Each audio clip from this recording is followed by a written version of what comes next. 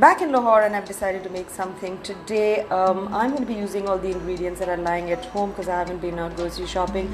The recipe that I'm about to post today is unusual. It is a chicken-based curry and can be eaten with noodles. What I normally do is just see what ingredients I have in the house and then concoct something. I really wanted to use tamarind paste, chili paste, coconut cream, fish sauce, and I wanted to use curry leaves with spring onions and the bell peppers that I have lying at home. To start off with, I've taken 500 to 600 grams of boneless breast pieces, sliced that into thin strips, and I have seasoned that with salt. And in this beautiful pot of mine, I've added a little bit of vegetable oil, and for the flavor, some sesame oil.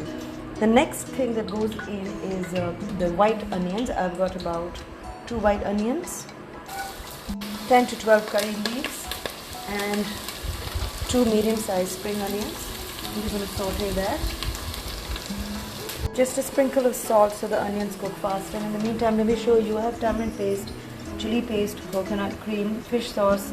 You've seen that I've used sesame oil, and I have a tablespoon each of ginger and garlic, 2 chopped up chilies, and 2 to 3 sliced green chilies for later. This is half a red bell pepper and half a green capsicum. And after 3 or 4 minutes of sauteing this on medium heat, add the ginger and garlic. I have chosen to chop the ginger and garlic. I prefer chopping to blending or making it into a paste. Stir this. Add the chopped green and red chilies. I used 1 bird's eye chili and 1 regular chili. I'm going to use 1 teaspoonful of chili paste with soybean oil. If you don't have it, you can skip it. It'll still be great.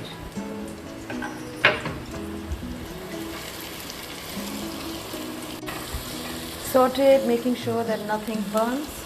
And I'm now going to add the chicken.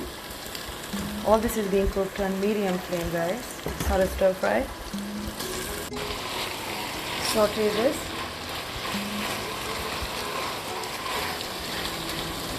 I've sauteed that, and as soon as the chicken pieces turn white and there's no pink pieces left, I'm going to take a can of coconut cream and I'm going to add that to this.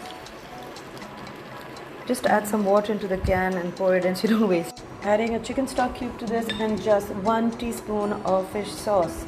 You can omit this, this is optional, but I love fish sauce in such curries. It's already smelling divine. I still have to add some stuff to this, but I'm not adding the tamarind because remember, when you add tamarind or anything khatta, the chicken doesn't cook. So I'm going to cook this for 8 minutes on low fire. Cover it, please. Chicken cooks fast and this is done. I would add 1 teaspoon of tamarind paste to this. You may omit it and add lemon. That's also another choice. Tamarind paste is available at a few stores and it's concentrated. So I suggest you put as much as you like. Check for salt. If you feel salt is less, add salt or add another cube. I am going to add in some garnishings to this right at the end. Half a green capsicum and half a red bell pepper. This is also optional, guys. This is because I had it in the house. And remember, I had left a little bit of chilies for the end. Well, I'm about to use it now. And that's done. If you have coriander and basil, now is the time you add that in. Let's turn off the fire, and I'm just going to serve this into a bowl and show you what it looks like and how it should be eaten, whether you want to eat it as a soup or with noodles. And this is done. What I'm going to do right at the end is garnish this. I had some sesame in oil, so I'm just going to put that over the noodles. And I had some garlic chips lying around. I'll tag the brand right after this. Oh, such a good idea. I'm hungry. Are you? So this is it, guys. This is the